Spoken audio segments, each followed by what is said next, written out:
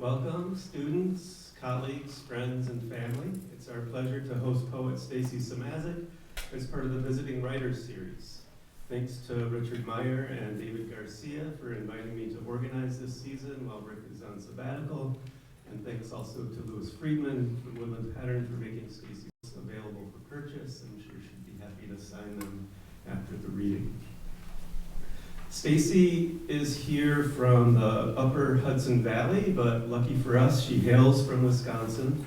Stacy and I first met at Woodland Pattern, the site of both our continuing educations in 2003, where she then worked and in that role helped plan the Lori Niedecker Centenary Celebration, an event that brought together poets and scholars from around the region, around the country, and as far as Scotland and Japan to celebrate the life and work of Wisconsin's most important poet.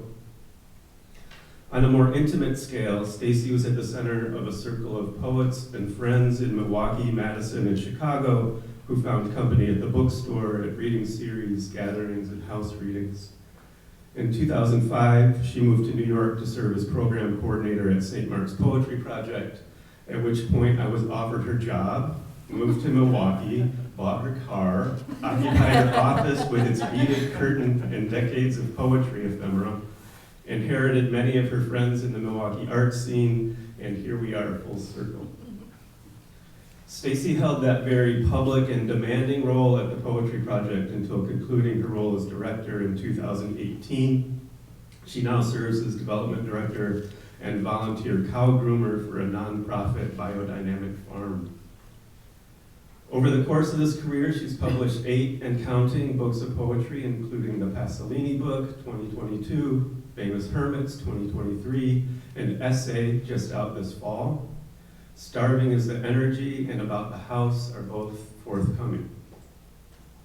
These books span an impressive and imposing range of immersive approaches, from the early Melville-infused lyric fragments of Empty to All Ships, her first New York book, Hyperglossia, documentary poetics of Heart Island, the diaristic modes of Famous Hermits, and Journal of Ugly Sights, to householding as a mode of daily discovery in About the House, each project fully formed in the reciprocal daily practices of writing, reading, research, diligent work, careful attention, and cultivating room for a creative life in shared domestic space. Please give a warm welcome to my dear friend, Stacy Szymaszek.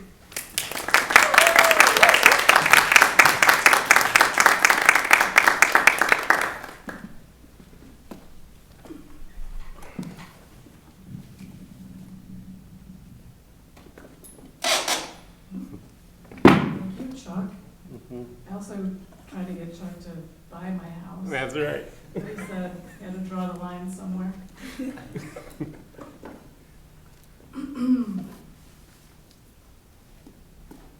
So I'm going to start by reading from About the House, which is coming out, as Chuck said, I don't know if Chuck mentioned, Rescue Press next year.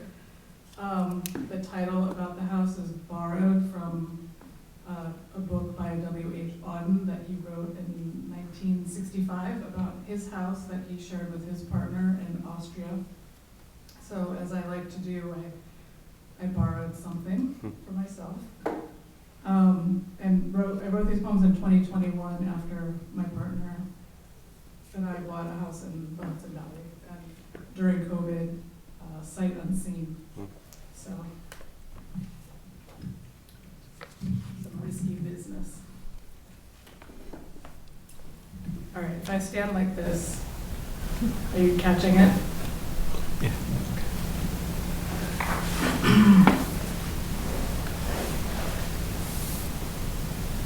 The studio.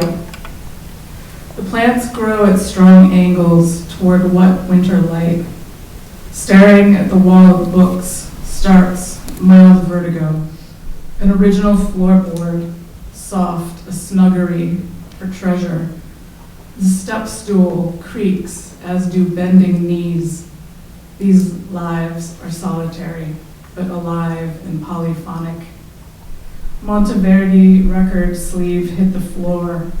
A day in December. Ghost train or a fact. Dropped pencils roll east. gold upholstered chair, hips inclined. How are your hips? Mammoth marrow. Where I have soft reckonings, the 50-plus heart beneath this crepe chest, so noticed this morning in the bathroom. Be not every bitter archer boy defending their legends. The kitchen. I've always wanted this, a kitchen that could fit a kitchen table. But we habitually take our meals at the coffee table. The living room. We wonder if we can keep the potted tree alive past Epiphany. The glass lemons and fishes, a concession to decoration, an exsanguinated young adult stance. Noise on the handed-down TV. She reads and I list. Votives, bitters, cassis. Lighter, spider plant, the coffee table where we eat. We draw the shades now that the maple leaves don't shade us. Concerns of storms on this hill, the paranoia of living on a dividing line over time, assuaged. The 6-month wait and counting for the pellet stove people, so the pellet stove is a shelf. Petrified wood from Tucson, stained cherry from Milwaukee, sock monkey with felt antlers right on Maine. Every morning when I lift the shade facing the wooded back, I expect there to be a spectacle that is not there. The bedroom. An old piece of insulation tape stuck to the window blows around, one of those silly things one accepts as part of the house. It adds the hum of a bee to the tail end of the nightly whistle of wind. Blackout curtains, hers and hers heating pads, eye masks stuffed with lavender, a color scheme more Southwest than when we lived in the Southwest, and even 2 happy cacti. Sensitivity center and our attempts to care. What is the meaning of this sniffle? Let's see how you feel in an hour. Slippers commence the snaking path, the pieces of wood I habitually touch to find the deep-set toilet, eyes sealed with sleep. The living room. This is a film about the wheel of fortune, elevator to the gallows. Jean Moreau's expression is the same before the police get wise and after. I am mad. The long takes encourage us to empathize with madness. 6 days since the ball dropped in Times Square, but you and I don't count that way. 6 days of French New Wave. Animate black and white photos of us in high school. We are lovers on a spree for a day in 1986. Therapeutic watching of Cleo from 5 to 7, hate watching Jules et Jim. Mesmerized by the presence of TV. A motionless child on its lap. Life with TV resumes after a decade gap. It is absolutely necessary to die for the lightning-quick montage it performs on our lives. The bathroom. Plumber's visit was absurdist play.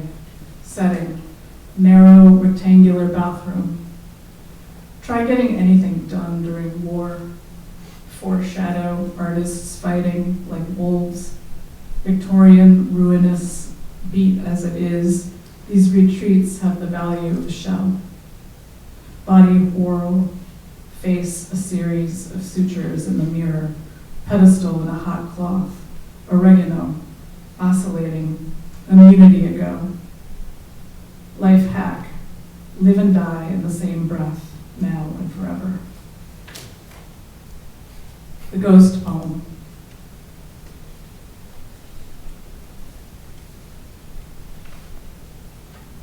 Fortunately, I don't think our house actually has ghosts, but I put some in the book.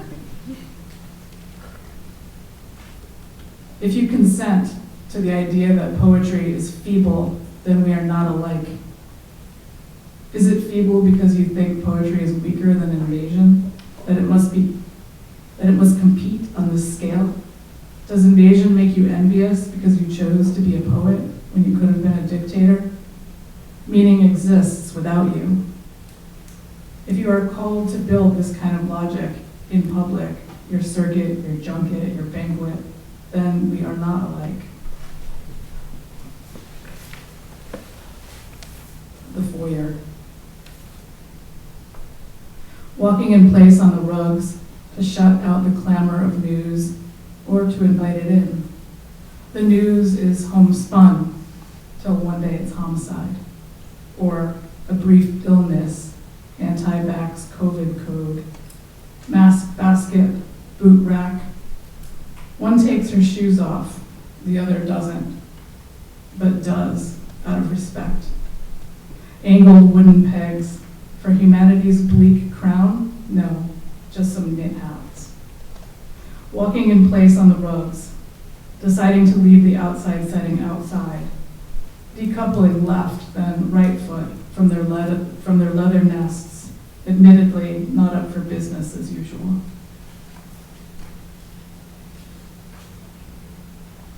The dining room.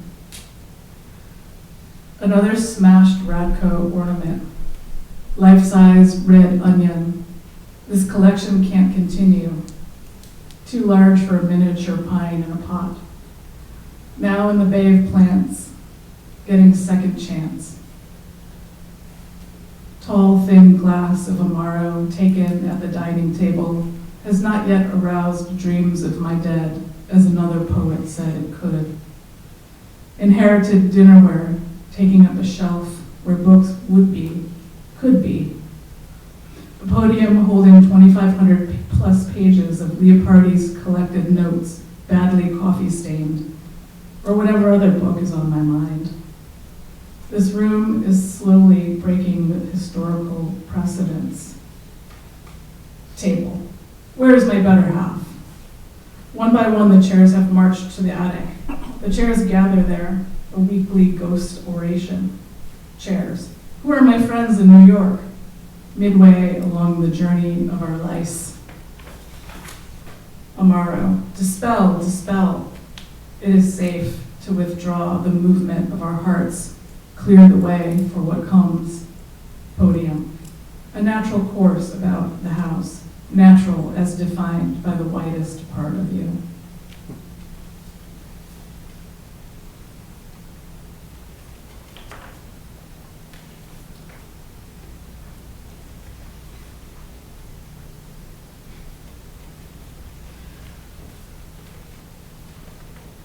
To move on to essay, and I just want to, again, thank you all for your attention. I know from Chuck that you read some of both of these texts, and I appreciate your attention, and it relieves me of feeling like I have to explain anything now, so I'm just going to dive into essay.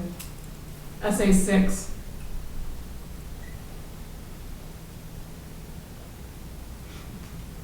The sun has been out for the past 3 days, and it has been cool enough to eat lunch outside. The air has been clear. Last weekend we had 4 friends over to the house, kind of an impromptu birthday party with people who happened to be in the area from the city. One friend brought the ice cream sandwiches we used to eat together the summer I left the city. We were all spread out on our sectional couch around a coffee table of snacks when it started to pour with thunder and lightning. We heard a distant thump and all ran to different windows. The dead hemlock were still standing. The rainwater was rushing down the street. When the rain lightened, everyone returned to their rentals. In the morning, it was evident that the thump had been the sound of a neighbor's tree falling. They already had a crew chainsawing it into pieces.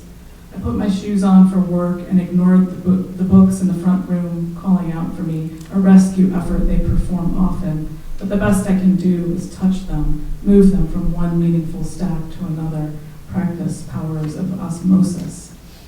I also touched the plants. The geranium flowered this week after 2 years of tending. I am so sweetly encouraged to exit the world of curses, though I have the marks of that system upon me, a body that screams of heaven and hell with my animal protectors and pierced heart, my ailments that keep me present and teach utter refusal of war metaphor. Yesterday, I read that the Atlantic Ocean current could collapse as early as 2025, and water temperature off the coast of Florida has reached 101.1. At work, we made the decision that the fundraiser should not reference fire. My colleague's voice from across the divider said, "Sinead O'Connor died." I asked her to repeat what she just said. Such was the shock. The internet instantly assimilated the news with suggestive search questions, such as, how old was Sinead O'Connor when she died? But I knew. I received a message that my favorite cow, Donna, was in labor. By the time I got to the loafing shed, her calf was on her knees, rising up for the first time. She went directly to Donna's teats, but the cow, who had till now been a heifer, kept raising her hoof to keep her away. Most calves don't know what to do so instantly. I left that unfolding drama to go home, blasting the lion and the cobra on the drive with my leg against the door.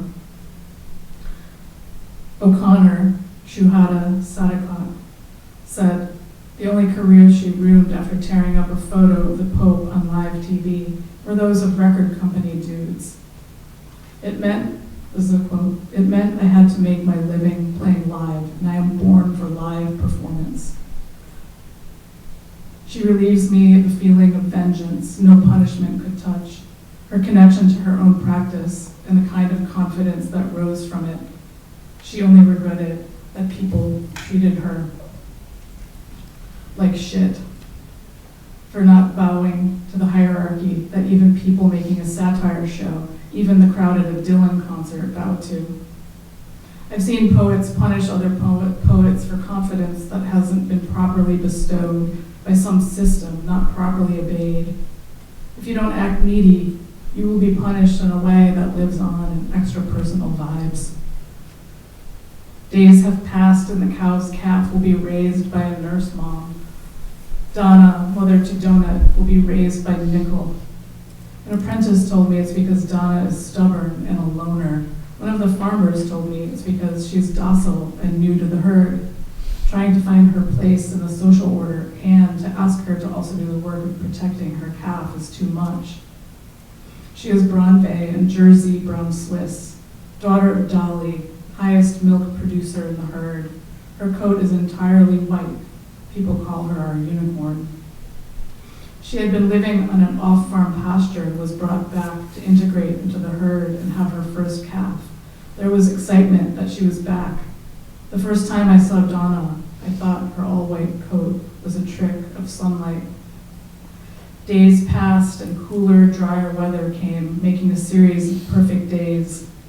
My drive to work this morning was delayed, possibly due to an aggressive falcon attacking pedestrians on the bridge. The young man in the car behind me was rocking out to music as I texted with my partner, who said it's too depressing to Google Hudson Valley bridges. It could also be a wounded duck creating such a prolonged standstill. I took extra enjoyment doing 55 on the dipped road through the cornfield, taking the curves a bit too fast. I had been feeling my mean streak thicken and felt less free, driving.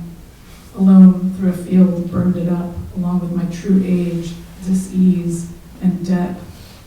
My parents were just people assigned to keep this dog alive till the dog became human and able to work. The grandest conundrum of my life, from cleaning a suburban family's house to this day, the chaotic middle of an excess of caring, thinned out like the tail of a shooting star. I went away. I went to my parents, wherein time stands still. I lurked in their basement, rummaging through familiar things, and thought about stealing one of my dad's hats. My partner told me I don't need to steal things from their house to feel close to them, so I put it back. But not before my dad saw me and asked, "Are you stealing my hat?" Then there was a party and family arrived through the garage door, as they have since before I was born. except I have to remember how all of my grandparents used to enter a party, and I do. The weather is what I would call not extreme in any direction, salubrious, and there was constant goldfinch action in the feeders. Everyone has gotten thinner except for me, making friends with my old world body. My mom says she likes my rosacea because it gives me a little bit of color. I guess it's like the blush she always wanted me to wear. On the plane home, I read Brecht and Rotifer. When I hear myself sing, I say, today I'm happy. That's good for my skin. And the only happiness is to be shut up in art.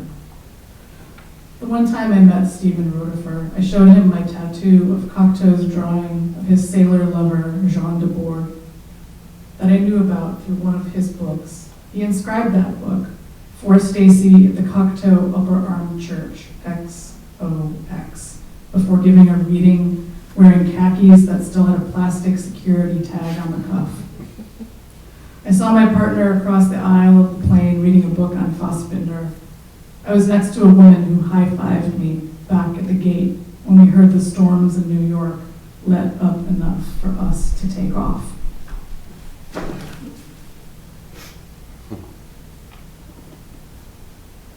My parents are here. They gave me a ride here.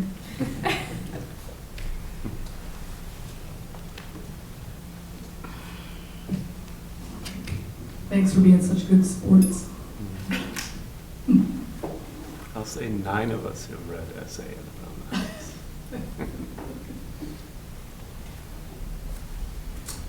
This is 7.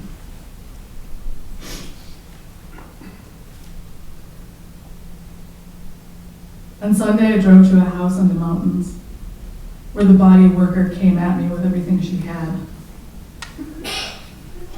My organ pulses are usually giving off meh from their damp internal winds.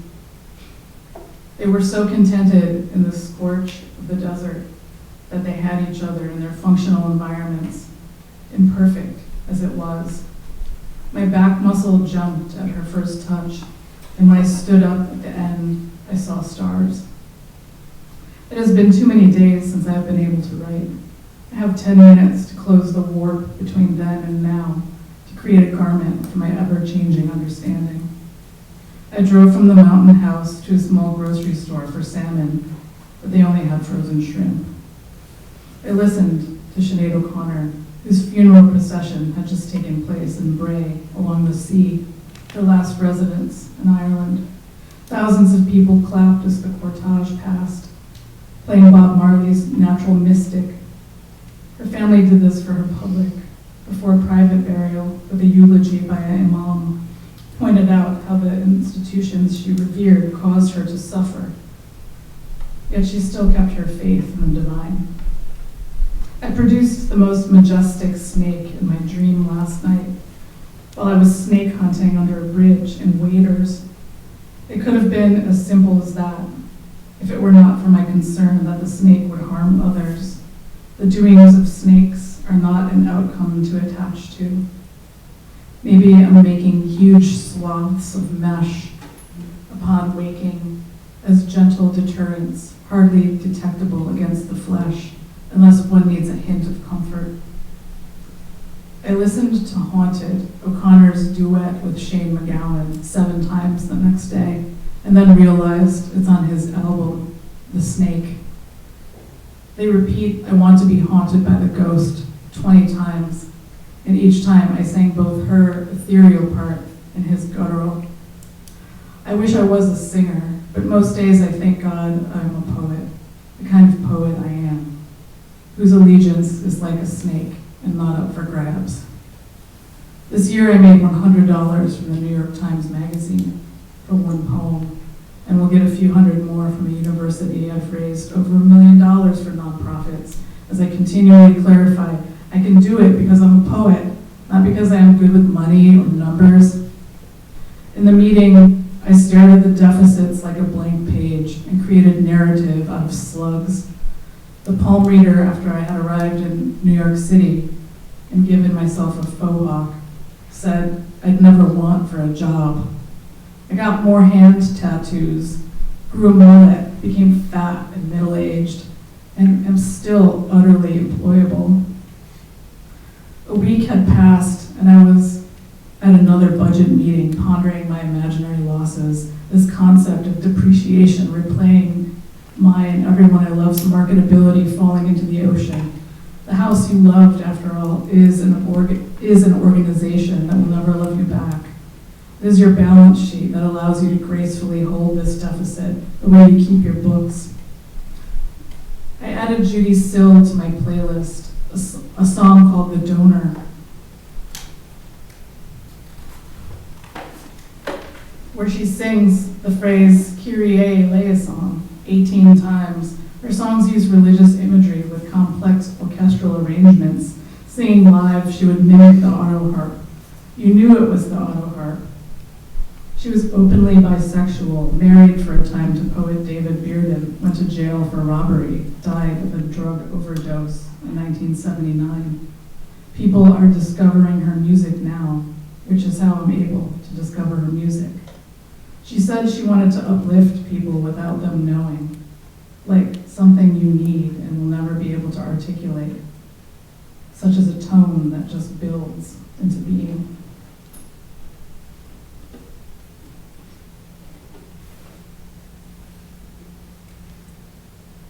Last week, during one of my walks to the loafing shed, I saw a cow in labor. The herdswoman determined the calf was stuck. Sometimes heifers have narrow pelvic bones that widen with each birth. She attached calf pulling chains to the calf's front legs, and with the help of an apprentice, started pulling with all of their strength. Another apprentice was holding a rope around the cow's neck to steady her in place. After a while, the cow fell, breathing heavily. The herdswoman ran to get a bucket of lube and a large syringe, which didn't seem to immediately help. I wanted to lend my weight, but I just quietly watched them quietly work. Then the cow stood up.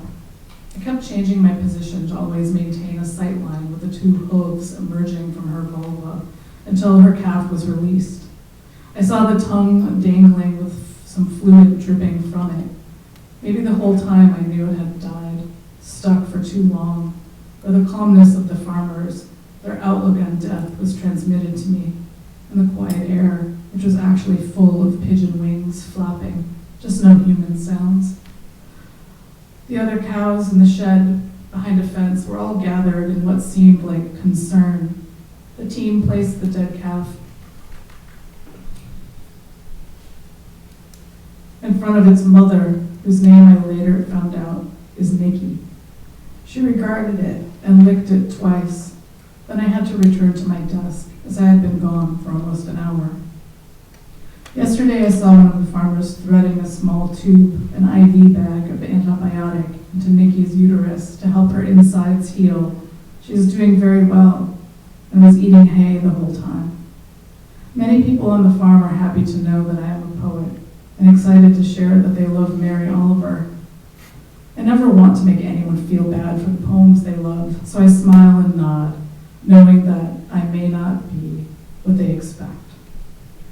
Maybe my poems are written in the wake of amazement, in the wake of grief, and have no palpable design, as Keats says in a letter, to help anybody, but have much to offer because of their absence of intent. I am not reticent about my difficulties while trying to be all up in yours. I've never bonded with an animal and then wanted to use a literary device.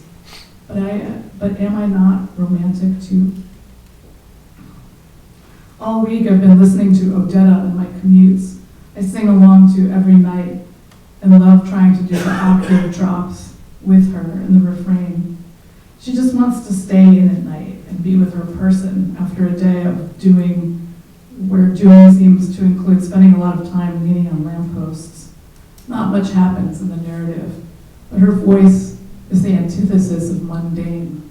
I think this song is about poets. Last weekend, an apprentice sent me a message. Donna was going to be shipped.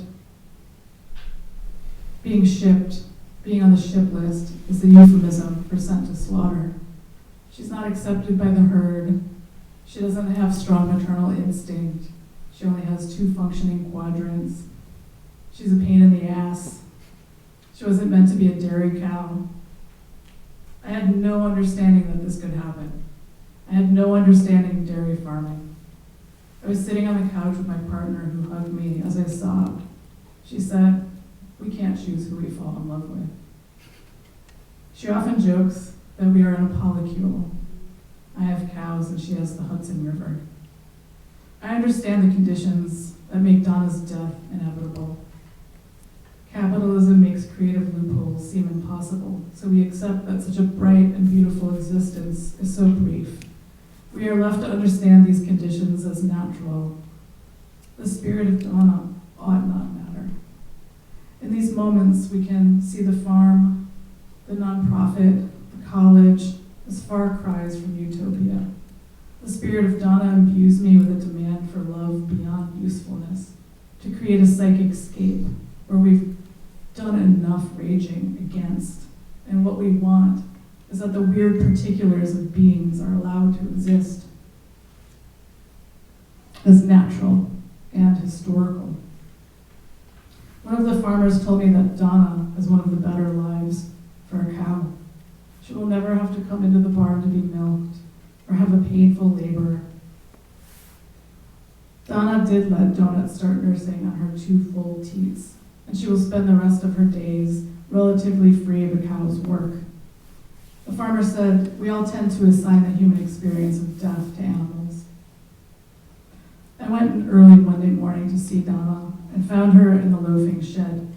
Donut started rubbing her head against her mother's head, at times affectionate, at times play fighting, then licked her mother's eyes, maybe helping shoo away the flies gathered there. I took a photo and the light created a halo from horn to horn above Donna's head. Every day since then, I've seen the white speck of her body in the distant pasture. Part of me wants to ask to be given a warning, but I don't ask.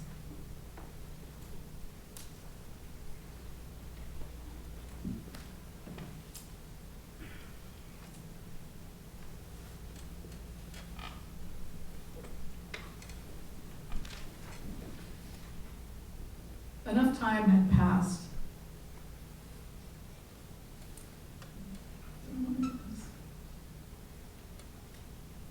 Enough time had passed that I felt like another altered version of my person. Many commitments that were on my calendar and that I spent time trying to imagine seem like part of a long ago past. They are who I am now. I say trying to imagine due to my difficulty with the future, an old survival strategy to deal with the intrusive thought of I won't survive. The poet lives in the moment is the rationale. I did drive to Vermont and I lived to tell. I gave a reading and a graduation address. The latter I agonized over, a kind of writing that took me away from this writing. I had to make it come from a place of my current curiosities. The small liberal arts college seemed to be in as much crisis as any institution. I know this through how their humans treat visiting humans, so well-intentioned, but revealing the janky infrastructure and the impossibility of hospitality. No one had it better off than me. We were democratically sleeping in barracks, students, faculty, and the visiting poet. No faculty came to my reading, and only a dozen students. Having a poet speaker seemed to have nothing to do with me or them. Pro forma, poet forma. Apologies flowed for missing it. An older poet graduate suggested a queer open mic at a cafe off campus. Nothing about the form seems to have changed. The same overreader reincarnated sheepishly asking to read just one more and then plowing into it with bravado. And now I am the old poet who enters the room to witness a nervous kid read poems from their notebook to an audience for the first time. A week later, I heard the song Verity Cries by 10,000 Maniacs. I automatically started singing along, shocking myself that I remembered all of the words from a 1987 song that seems to have influenced me, though I wouldn't have known it before that moment. It's all there in the breath, connecting battled trumpets and climbing into the bath. This morning I drove to work through the fog, listening to The Replacements' Let It Be. The motorcycle gang passed me on the bridge. It was sunny and clear. Let It Be came out in 1984. I have muscle memory of playing that record in my room, my little tan arm lowering the needle on Androgynous. She's happy with the way she looks. She's happy with her gender. Everyone's efforts to hide made the hidden more obvious. I doubled down on the problem with work memes this week, sending dozens of them to my current and past colleagues. One depicts an athlete with a gruesome post-match bloody face, talking about how much she enjoyed herself. The creator of the meme captioned it, "How was work last week?" I guffawed so loud my partner asked, "What's so funny?" from upstairs. The only time I am in my house is when I'm too tired to do anything but watch TV, till my neck goes slack. Me and my middle-aged friends who aren't self-employed compare difficulties with the org, the institution, the university, as we author our books slowly and don't see each other often. The message I knew was imminent came mid-October. Donna was being sent to slaughter, either Wednesday or Thursday, so I said my goodbye, and then goodbye again. On Wednesday, I witnessed a young bull approach her. She drove him away, the only time I ever saw her dominance. I wanted to know more about her life. On Thursday, I hung out with her while she ate hay with donut filling all quarters of her stomach. I hopped the gate into cow space to stand by her side with my hand on her. Donut stood behind me, sucking on my jacket. Various farmers respectfully passed, allowing me this time, though I couldn't repress the thought, I guess it's too late for farmers and poets to be friends. Which in fact became a refrain as I processed my grief. Processed is what they call turning a cow into meat, not my grief. They were very kind though, and we get peaceful across our different logics. When I tore myself away from Donna, I looked back and saw that she had stopped eating and was watching me. An apprentice saw it and said, "Oh, Stacy." I had to get back to my desk, so split around the corner in a well of tears. The farmers were the first to understand how a cow can be a friend, and that this cow was mine.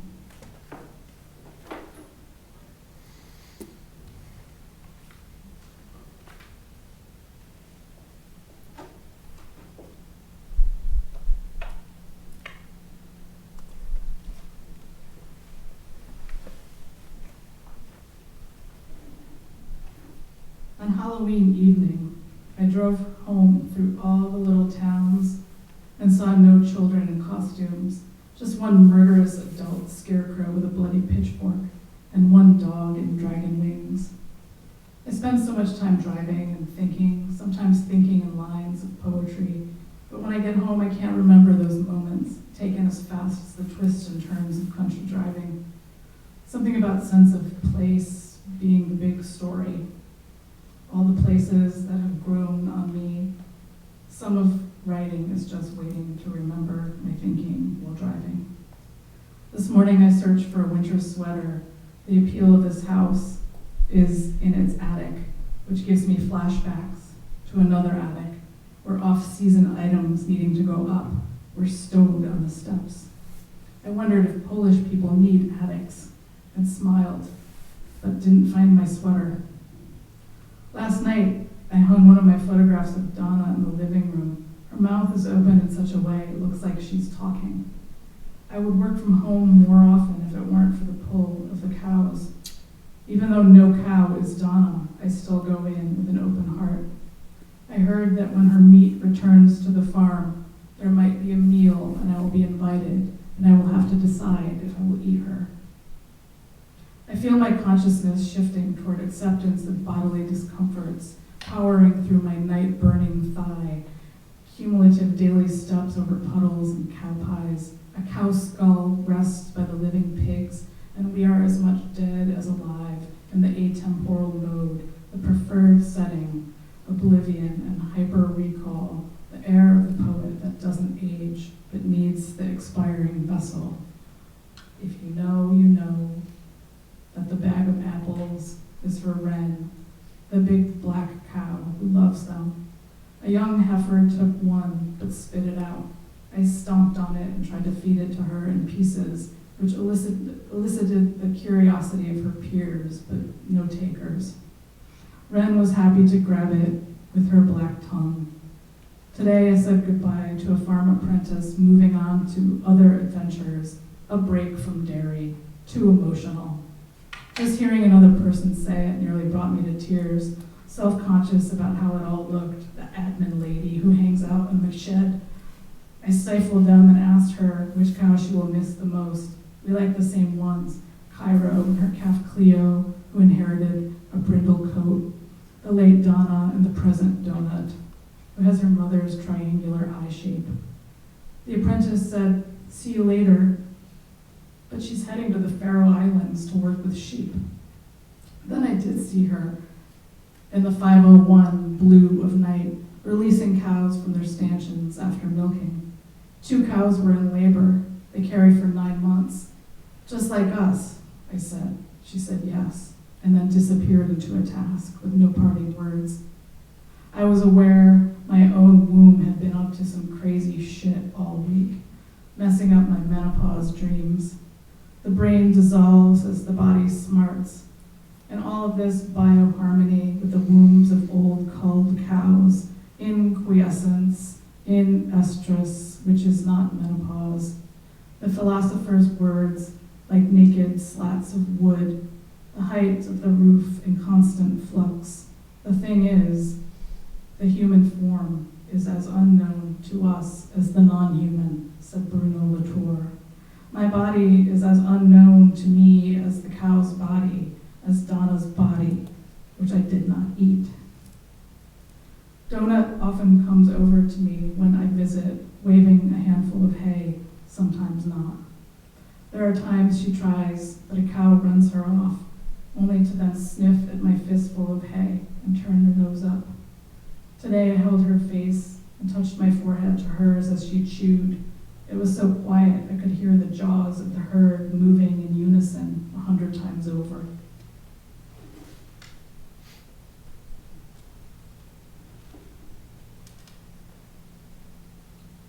I would not have guessed that Wren and I would become friends. I thought her attentions were strictly apple motivated, but she comes to me even when I am not presenting an apple, which to her probably looks like a brown orb, as cows perceive reds and greens and tones of brown. She puts her head down and lets me scratch behind her ears, between her eyes and the small of her horns. I learned that each lactation cycle leaves 1 ring on their horns, and when they are allowed to keep their horns. Wren has at least 5 rings on her very tall horns, which will continue to grow as long as she lives. They are warm with blood flow and full of inner air space that connect to her sinuses. Yesterday she took the apple but let it drop out of her mouth twice, then followed me into the sun and closed her eyes. I could hear her breathing, so started breathing with her as I had been tense all day. She started lightly snoring, still adjusting her ears to the sounds of the piglets screeching over old bread. The calf Wren is carrying was sired by a bull named Hansel. His sires have been stillborn or coming out with bad placements, giving the cows difficult births, so I worry for Wren, who is due in January.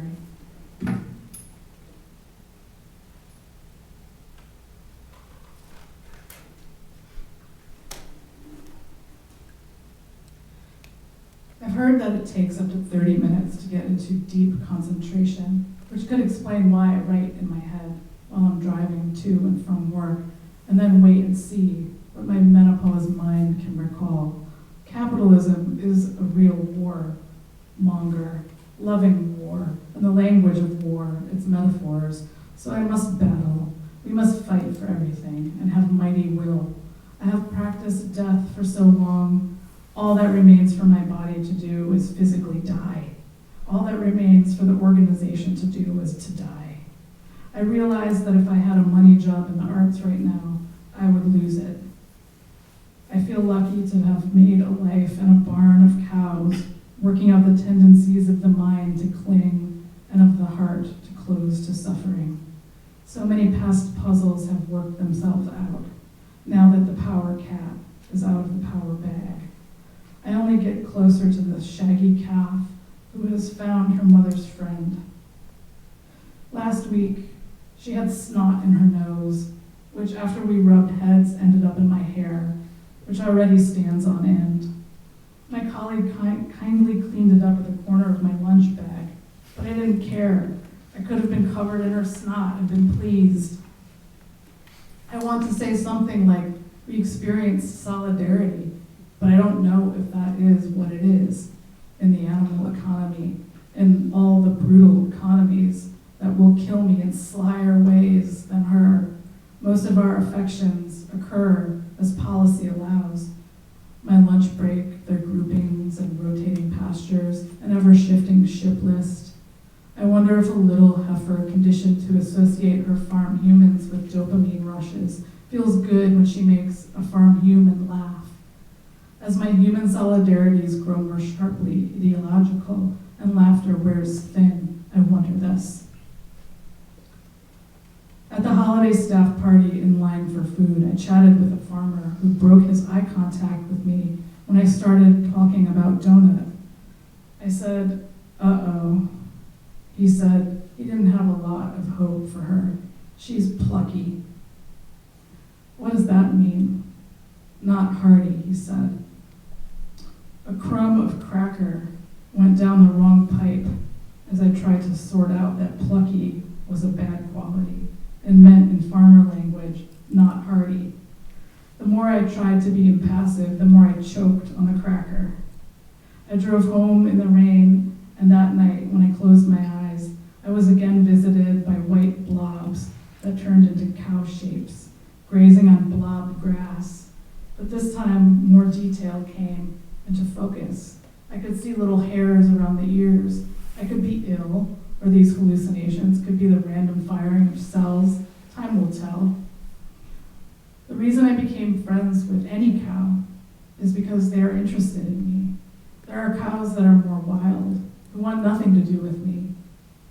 I started to get the sense that my connection with certain cows was faded and divine. I had a quick fantasy that I was rich and could protect them by giving the farm a huge amount of money to care for my special group, a nightmare philanthropist. But if I am honest, the heart of the matter is to be able to keep loving in the face of cow sorrow, unspeakable brevity, unpredictability, and contradictions. To bravely do it against such powerful forces as this is thus also plucky.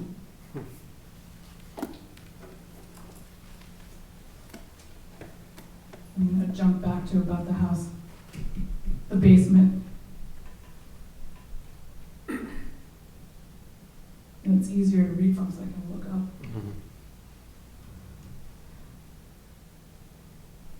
Going down for the shovel, going down for the bag of salt. The salt ended up being outside under the plastic bucket beneath the bag of soil. Going down for the ladder, being careful to not hit my head. Going down for something else and noticing a collection of abandoned plastic sleds now that it has snowed, plus the small hill. While I was down there, I thought to read the oil gauge, which said 1/4, and it's only January and miles to go. While I was down there, I felt afraid of the subterranean light, modifying a wooden chest that says pain, or paint, if you can see the faint T. While I was down there, I thought of Shirley Jackson's Mind and raced upstairs with the old mop and some batteries. I'll try again another day. Going down for the drill and the apron, going down for something else and noticing an old pulley and rope, a pile of old doors to the house. Another ghost poem. I leave the lights on and my shoes on like my father. I forget about daylight savings. I yell at the oil man to stop.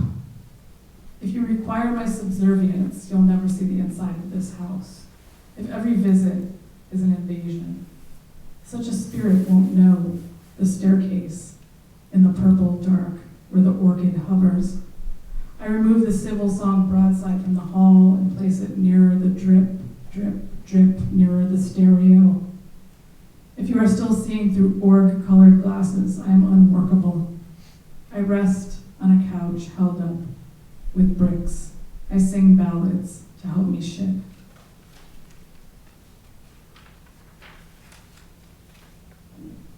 The attic.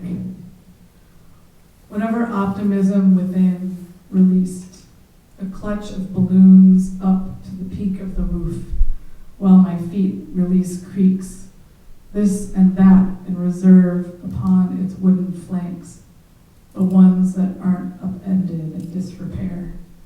Something of value lost for 20 years is found in a house I never lived in. Something of value cannot be found in the house I live in. The lost valuable thing recovered. The other thing now conceptualized as floating, a thing with different terms for friendship. Thank you.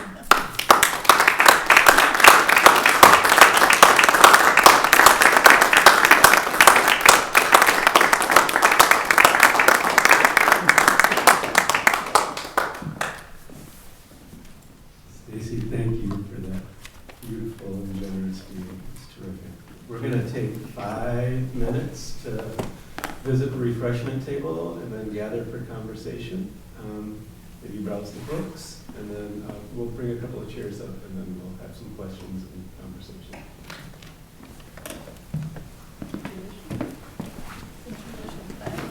Big one. Big one. Do you know how long I read? Well, if we started, I think it was 50 minutes. I read more than 45 minutes. Because this is like pretty punctual. I think we started at, don't be tricked by that clock, because they didn't fall back. But I think we started right at 6:05. Yeah. I had like Maybe no 6:10. Kimberly, she was just like, I feel like you should use the full time. I'm like, Yeah. 35 minutes is enough. Nobody needs to hear me read for more than that. Well, she does. Really, really good.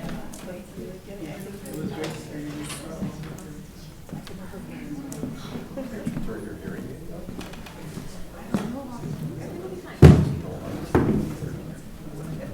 For 5 years. You can do it with your phone. No, I tried. Have them give you instructions. Yeah, I got it. I mean, they're factors that probably. Probably get us through fair time. I can hear you.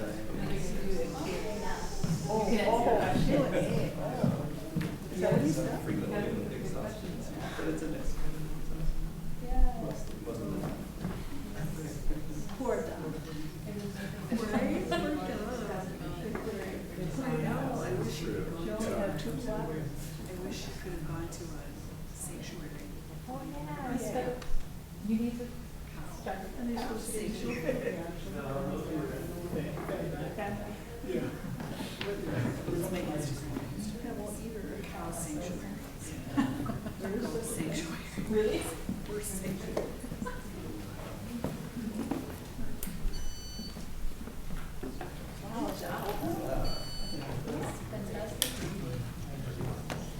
That's awesome, Stace. I thought you were a child.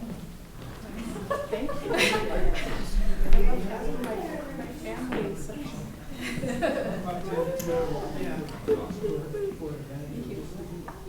we were going to my home herd. Did you hear anything, Mom? Oh, yeah. You shifted up a notch. Later. So I'm going to take off. Okay. Then while we're back down. Yeah. It's, I'm doing okay. I heard the call. Mm-hmm. Yeah, certainly. Okay. And, but I thought Further along. it was really great. It was very nice to see a couple of alums. Yeah, absolutely, absolutely. Yeah.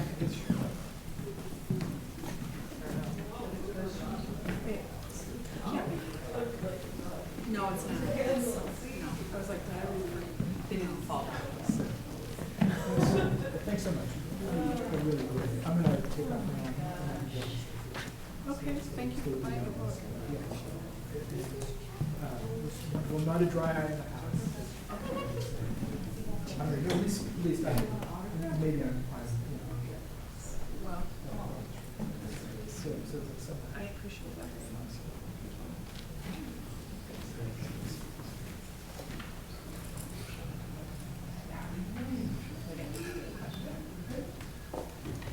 Yeah, I expect everyone to.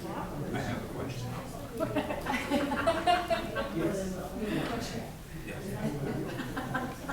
Yeah, none Why of do you that's- feel compelled to ask public, in a public I have a forum? lot of questions. But I,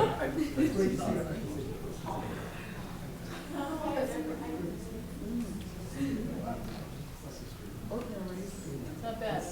the brownies are really good. Yeah, they were good snack, good snacking here at Kirkland.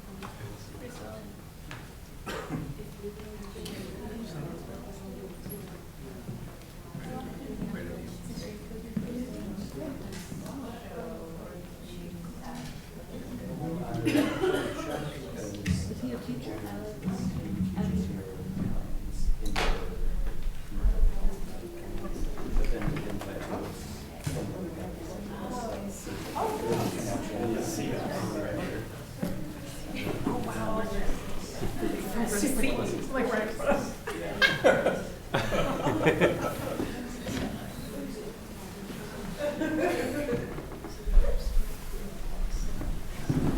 Okay, thanks everybody for attending, and it's wonderful to see a few alumni here as well. This is a rare opportunity to meet and talk with a practicing poet. You'll find it's not all that rare. In the summer of '97, I traveled out to Europa Institute and met a poet who quickly became a friend, Rachel Levitsky, and found my way into the small press world. And that's all it took, was getting in conversation with poets, and found my way in from there. So I guess maybe I'll just throw out a practical question and a more open question to start. So practically, how do you juggle, if you do juggle, 3 book-linked projects at a time? It seems like they come pretty quickly for you. And then a more open question: do cows know what they are? Well, I think, the publication, the realities of publication kind of like don't really express like the process, does that make sense? So I'm not a person that enjoys working on more than one thing at a time. I'm pretty focused on the one. And it's just the way that they're kind of coming out in reverse chronological order. So essay I wrote 2 years ago. The one that's coming out in May, I wrote prior to essay, and then about the house is the oldest thing, and that's coming out last. So I was never in a situation where I was like working on all 3 or even 2 things at the same time. So, but I do always like to be writing, and so it's true that I can, once I conclude a manuscript, I can pretty quickly start a new one. And there's another one it's called Dispatches that I don't have a publisher for, so there's another book looming out there. So. That tracks more realistically with the quality of attention that you give to the line. Yeah, I don't like to be spread thin poetically. And then I feel like I'm on a hiatus now, and I'm not working on anything. And I went back to graduate school, and I'm studying ecology and zoology, so your next question is of great interest to me. I don't really have a true answer for it, but could you say it again? What does a cow know what it is? Yeah, I argue with my wife Kathy whether, say, rabbits know what they are. The poet Jack Spicer had a line, rabbits don't know what they are. I hold that rabbits very well know what they are. They're not hooking up with squirrels. Yeah. Well, I mean, it's like one of the things, like the philosopher Wittgenstein said, you know, if a lion could talk, we wouldn't understand what it was saying. And so, I guess, I don't know, it was interesting, like, even on the drive down here, my mom was asking me if I thought horses were smarter than cows, and I said I reject that question. She did. I think that every animal is smart and good at being like what they are. So in that sense, I think cows are good at being cows, and they know what makes them happy, and the things that make them happy, and like, you know, give them a life of positive welfare experiences, positive states of mind are grazing, laying down, ruminating, and socializing. So if they're doing those things, I think they know that they're cows. You know, because that's what makes cows happy.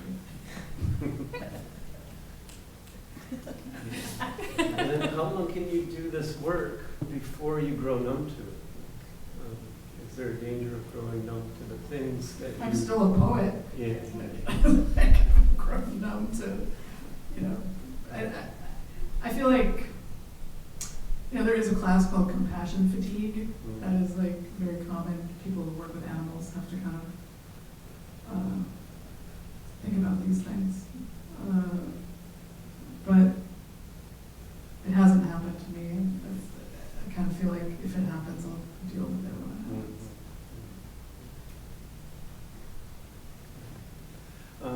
Anybody else? Yeah. Okay. So just bouncing off what you had lightly just talked about with it being in reverse chronological order, in terms of thinking then that maybe the one you've been working on the longest is the one that's coming out the last, how do you just determine when they're ready for like that final breath that you write into it and then you're like, okay, this is finished? I seem to have like solve this problem by being rather conceptual about how I approach projects. So I'm big on a year as a unit of time. So essay was a year. Famous Hermits was a year. Journal of Ugly Sights. Usually I'm like, you know, I'll do this for a year. Some of them are shorter, but like I give myself an amount of time, and then I wind it down. So it's kind of like I don't have to like wring my hands know when something's done. I mean, I can't say it would work for everybody, but I like having a time constraint.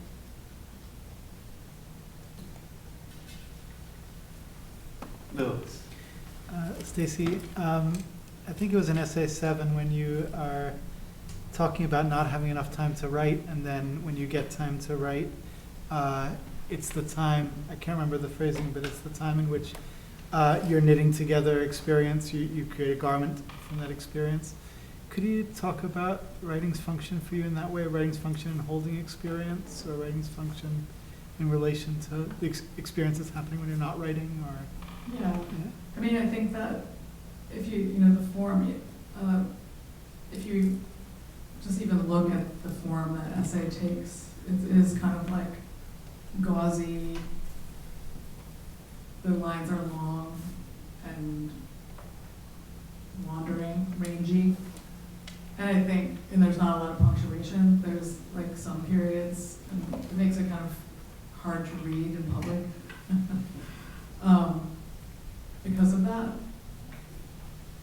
But I feel like that book, more than any other, I was like super aware of like how much I have to fit in poetry, and how it was almost like, how can I how can I be as like maximalist as possible, yet kind of elegant and gauzy, yeah, so it's kind of like, I don't want to like, it's heavy material and it's dense, but I wanted the form to kind of reflect a gauziness of my experience, you know, to have it be like balanced in terms of like heaviness and levity, I guess. But yeah, I mean, I think that, you know, when you have been writing for a long time, or maybe you don't even have to be writing for a long time, you kind of develop an eye for what you are sensitive to, you know, what you're looking for. And once you kind of know what you're looking for, you see it everywhere. So it is intense to, you know, to know that like driving, I can be driving to work and I can see like 10 things I want to write about. And like, how am I gonna like get that in, you know, so. Sort of like on the note of fitting in poetry around your life, how has like your new endeavor and interest in zoology sort of impact your writing practice? Well, it's impactful because the writing that I'm like required to do now is not poetry and not even in maybe the field of like literature, but you know, I am writing a lot of like reflections on reading peer-reviewed papers. And I'll be taking a research class, research methods in anthrozoology in the spring. And so I am interested in, I mean, it's interesting to me the kind of shift that working with cows has brought in terms of like my observational, like being a poet has like served me very well in terms of like the kind of poetry I write and my observational abilities, and then moving that over to something that's more research-based where I'm like noticing things about cows and how they act in certain situations and like making connections. And I'm finding that like I can bring a level of detail to things that have been studied before that maybe like need further study, and that's kind of like where I'm interested in, you know, making an impact, which I seem to always want to make an impact.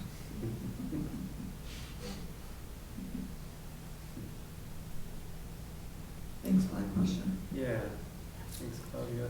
So if anybody else wants to talk with Stacy more informally, visit the book table. We'll be here. Come up, say hi. And thank you again, everyone, for attending, and have a good week. And I'll see many of you next Tuesday. Thank you. Thank you.